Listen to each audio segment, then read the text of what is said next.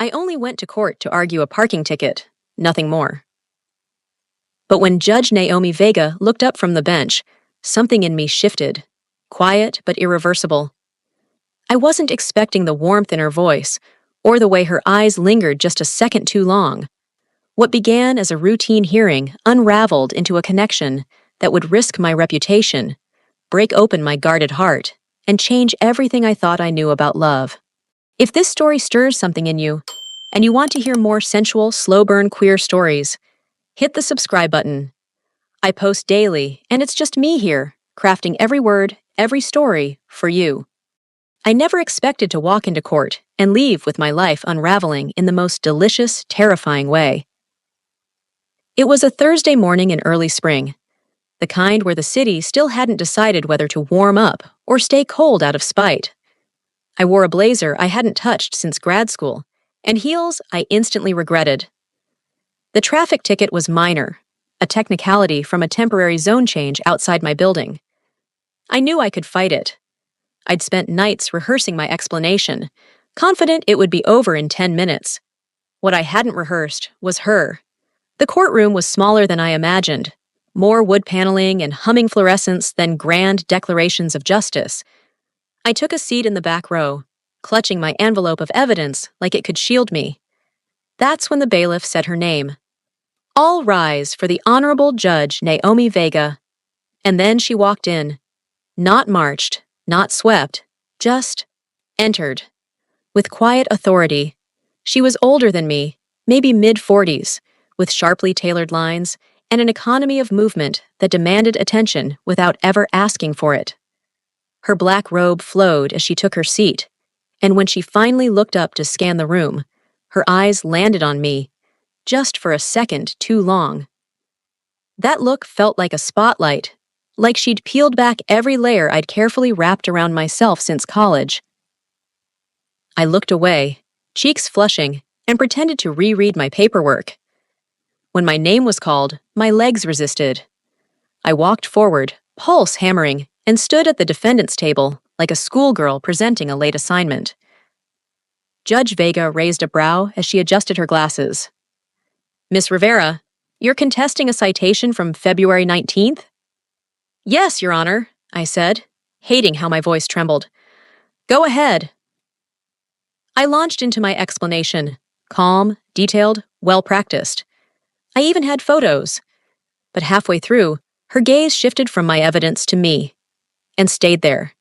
It wasn't unprofessional, not exactly, but there was a stillness in her that made me feel like I was the one under review, not the paperwork. When I finished, she paused before speaking. You're a social worker? I blinked. Yes, ma'am, family services. A nod. Something softened in her expression. Your documentation is thorough. The citation is dismissed. Relief swept over me, but it was quickly replaced by a confusing tangle of nerves as she added, Thank you for the work you do. It's rarely appreciated. I murmured something, I don't even know what, and turned to leave. But as I passed the bench, I could feel her eyes on me. Heavy, curious, unsettling in a way that made my skin hum. Outside the courtroom, the city had brightened. I stood on the courthouse steps for a long minute, envelope still clutched in my hand, trying to exhale whatever had just happened. It was nothing, a look, a courtroom crush. These things pass. Except it didn't. That weekend, I went to a small bar near my apartment to meet a friend for drinks. She was late. I was scrolling through my phone, pretending not to notice how alone I looked, when I heard a voice ask, Is this seat taken? I looked up. Judge Vega, Naomi, dressed in jeans and a leather jacket that seemed designed to challenge everything I thought I knew about authority. Her hair, pulled back in court, was down now, sleek waves brushing her shoulders. She looked dangerous, and that terrified me more than anything. My voice betrayed me again. No, it's not. She slid onto the stool beside me, ordered whiskey neat, and didn't say anything for a moment. Then, without turning, she said, You don't recognize me, do you? I let out a breathy laugh. I do. which is why this feels incredibly inappropriate. She finally faced me, one corner of her mouth lifting. Then we're on the same page. "What are you doing here?" I asked, my throat dry. She took a sip of her drink. "Unwinding. It's been a long week." "You came to a bar in my neighborhood to unwind?" Naomi shrugged, unconcerned. "You're assuming I came here for you." The moment stretched, taut, fraying. I swallowed hard. "Did you?" Her gaze pinned me again. That same quiet force. "Would it scare you if I said yes?" Yes. God, yes. Because she was a judge. Because she was older. Because she was everything I wasn't. But I didn't say any of that. Instead, I turned my body toward her and asked, "Isn't this crossing some kind of line?" Her reply was quiet, careful. "We're not in court anymore." The bar noise blurred behind us. She asked about my job, and I answered, cautiously at first, then openly. She didn't make small talk. She asked meaningful things. About burnout. About why I chose social work when it so clearly broke me sometimes. And when I asked what she feared most about her job, she looked away and said, "Losing compassion." She walked me home. It wasn't far, but the night stretched like elastic. Her hand brushed mine at the corner where the streetlight flickered. A test. A question. I didn't take it. When we reached my door, I hesitated. "I don't do this," I said. "Neither do I," she replied. We stood there, pretending time wasn't a factor. Pretending we were strangers, not two people breaking their own rules. She stepped forward, slowly, deliberately, and cupped my jaw with a hand that was warm, steady, and trembling just slightly. Her thumb brushed my cheek, and I leaned into it before I even knew what I was doing. She kissed me, not soft, not hesitant. It was careful, but sure, like she'd thought about it already and decided it was worth the fallout. I let her kiss me. I kissed her back. And when she pulled away, I whispered, "This is going to ruin everything." She touched her forehead to mine. "Then let's be careful not to break it too fast." I didn't invite her in. I wanted to, but I knew what would happen if I did, or thought I did. I didn't know that restraint would make me think about her every single night for the next week. About the press of her lips, the warmth of her palm, the look in her eyes when she asked if it would scare me. It did. It still does. But something inside me had been shaken loose, and I knew, with alarming clarity, that this wasn't over. Not even close. It started with a single kiss, one moment of heat beneath the quiet fog of restraint, and then we stepped back into our lives, pretending the air between us hadn't shifted. But the truth is, I couldn't stop thinking about her. I went back to my quiet apartment, made tea, fed the cat, did the normal things, but everything tasted different, looked different. It was like someone had reached into my chest and turned a dial I didn't know existed. She didn't text. I didn't either. For 5 days. Then, just when I convinced myself it had been a one-time mistake, her name appeared on my screen. Naomi. Coffee. Sunday. No assumptions, no expectations. Just, company? I stared at the message longer than I should have. Then I typed, yes. But I picked the place. She replied a minute later with a thumbs-up emoji, followed by, "And you're not allowed to order tea this time." We met at a small cafe tucked behind a bookstore, my favorite kind of hiding place. It smelled like espresso and cinnamon, and something sweet baking in the back. She was already there when I arrived, seated at a corner table, no robe, no courtroom composure, just Naomi, in a navy sweater, silver earrings, and dark jeans that clung in ways I tried not to notice. She stood when she saw me, her smile soft. A little nervous. I hadn't expected that, but it melted something inside me. I sat across from her and murmured, "You're early." "I was afraid you'd change your mind," she said. "You strike me as the sensible type." "I was," I admitted, "until about 5 minutes ago." Naomi's eyes searched my face, then dropped to my hands on the table. "Are you okay with this? Whatever this is?" I didn't answer right away. Instead, I reached for the mug she'd already ordered for me. Black coffee, no sugar, the way she somehow knew I took it. I sipped. It burned. I don't know what this is yet, I finally said, but I don't want it to stop. That was all she needed. What followed wasn't what I expected. It wasn't grand gestures or secret rendezvous. There was no whirlwind, just small things, unfolding. She started texting more, not constantly, but meaningfully.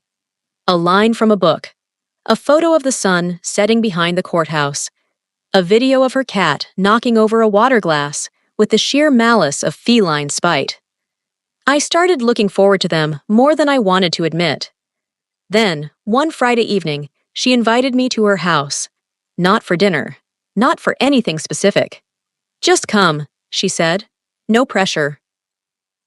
I told myself I'd stay for an hour. Her house was just like her, composed, elegant, with details you only noticed if you lingered.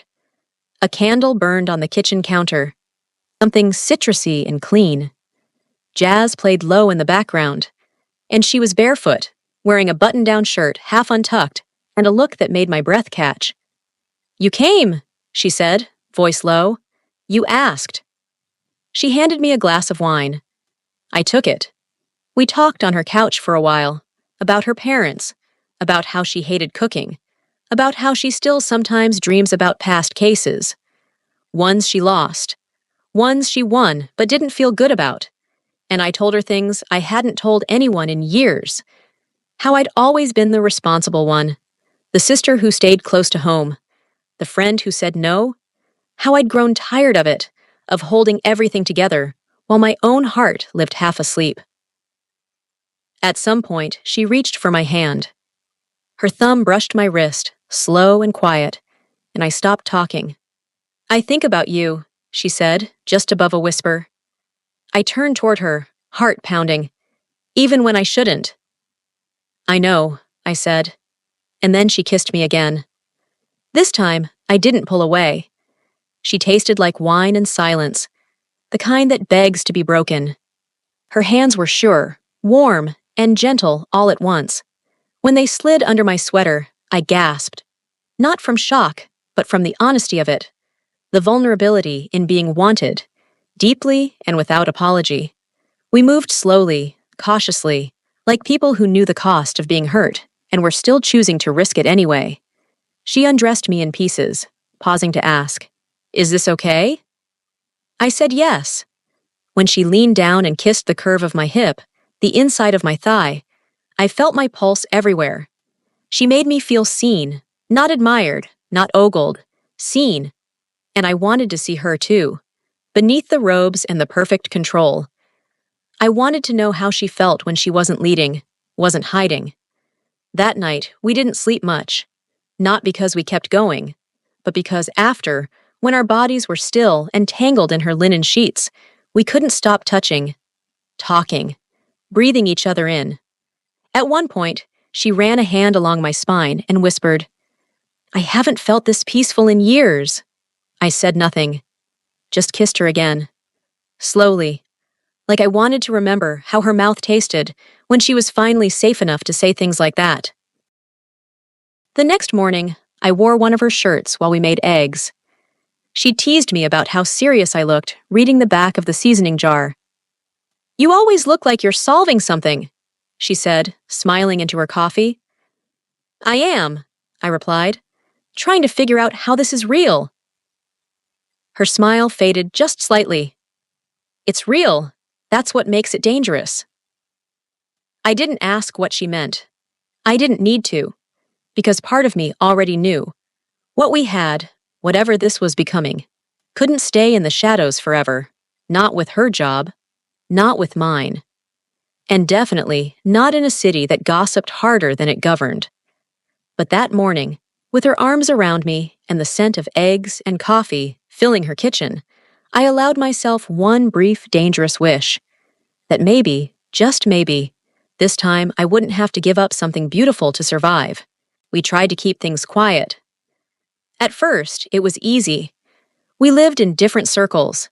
Naomi with her judicial robes and controlled public life, and me with my overstretched caseload and anonymous community center office. No one expected us to overlap, so no one looked too closely.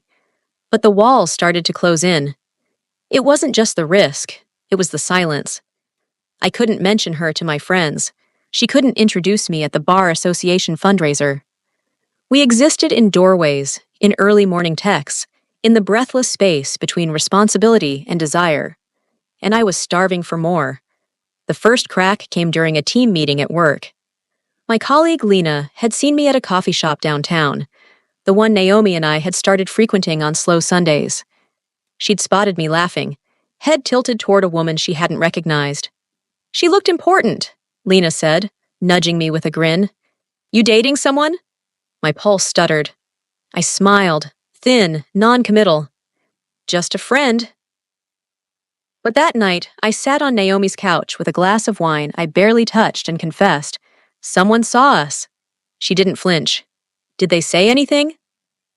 "Number, but it won't stay quiet forever." She set her glass down and looked at me with those dark eyes that never missed a thing. "Do you want to stop?" I shook my head instantly. "Then we don't," she said simply. "Let them talk when they talk. I won't apologize for being with you." It should have calmed me, but it didn't, because a week later, someone did talk. I don't know who started it. A whisper in the courthouse. A coworker who knew a clerk who saw a text. The rumor spread fast. And then came the email. An anonymous complaint. Someone questioning Naomi's impartiality in court cases. Specifically, mine. Citing concern about the nature of her relationship with a former defendant. That word, defendant, made me feel cold. Like I was no longer a person, but a liability. Naomi was summoned for a formal inquiry. I wasn't. But I showed up anyway, sitting 2 floors below her hearing, staring at my untouched coffee, my stomach in knots. She didn't come down afterward. That night, she came to my apartment. Her face was pale, jaw tight. She dropped her coat on the chair and sat on the edge of my bed, hands clasped between her knees. "They're not pressing anything. No real evidence. Just noise," she said. "But the implication's out there now. It doesn't go away." I sat beside her, not touching, just listening. She looked at me then, and it wasn't the judge or the composed woman I'd first seen in court. It was Naomi, unmasked, tired, scared. "I don't regret you," she said softly. "Not for a second." I reached for her hand. "Then we figure it out." But she didn't squeeze back. We didn't break up. Not exactly. But we stopped making plans. The messages came slower. The invitations stopped. She started saying things like, "I'm just really busy right now," and "You don't need this kind of stress." And one night, she didn't answer my call. I stared at the phone in my hand like it had betrayed me. That week, I stopped by the coffee shop alone. The barista gave me a sad smile. I didn't order anything. I just sat. In our booth. Staring at the space she used to fill. Then one night, I got a call from Naomi's sister. They were close. I'd met her once, briefly. She'd seemed warm, curious, amused that Naomi had let someone in. "She's not okay," she said. "She's been shutting everyone out. I thought maybe, if you still care." I didn't even grab a coat. I arrived at her house breathless, the cold air still clinging to my skin. Naomi opened the door slowly, as if she wasn't sure she'd imagined the doorbell. Her eyes were rimmed with red. Her hair was pulled into a haphazard knot. She wore an oversized sweater that slipped off one shoulder, exposing the line of her collarbone and the familiar hollow beneath it. "You came," she said, voice cracked. "I never left," I whispered. That night was different. There was no pretense, no playfulness. We didn't rip clothes off in a burst of passion. We peeled them away slowly, like layers of grief. She cried when I touched her, not sobbing, not broken. Just tears, leaking silent and warm as I kissed her mouth, her throat, her chest. When I sank into her hands clutched me with a desperation that went beyond pleasure. It was survival. It was memory. It was everything we hadn't said, spoken in the language of skin and breath and stillness. Afterward, she curled against me like she had nowhere else in the world to be. And maybe she didn't. In the morning, she sat at the kitchen table with a mug in both hands and said, "I don't want to hide anymore." I waited. I requested a transfer, out of trial court, into policy. I blinked. "Is that what you want?" "It's not what I planned," she said, "but I'm tired of living like I owe the world something for my worth. I want something for me." She looked at me. "I want you." It didn't fix everything. Gossip lingered. So did doubt. But it changed something. We started going out together. No more hiding. No more sitting on opposite ends of the room. When people stared, we let them. When someone made a snide comment at a legal mixer, Naomi didn't flinch. "She's brilliant," she said, hand on my back. "And she's with me. If that bothers you, I suggest a different room." Months passed. She took the transfer. I applied for a new role at a nonprofit focused on family justice reform. We moved in together, her sleek condo and my mismatched books colliding in awkward beauty. One night, after dinner and laughter and a little too much wine, she pulled a small velvet box from her drawer. "This isn't about rings," she said. "It's about choosing." I opened the box. It was empty. I looked at her, confused. "I want us to fill it," she said, "with something that means us. Not what anyone expects, just us." I smiled and kissed her and said yes.